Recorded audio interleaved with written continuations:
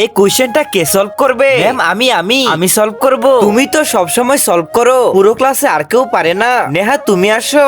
আরে বাবা আমি তো কিছুই পারি না, লিখবো। ম্যাম আপনি তো সব চ্যাপ্টার শেষ করে দিয়েছেন তাই না? হ্যাঁ বাবা। তাহলে কালকে আমাদের পরীক্ষা নেন। কালকে না আজকেই নেন। আমাদের ম্যাম এত ভালো পড়ায় সবার তো মনেই থাকবে। আমরা পরীক্ষা দেব না, তুই দে। সে আমাদের থেকে এত বেশি কিভাবে পারে?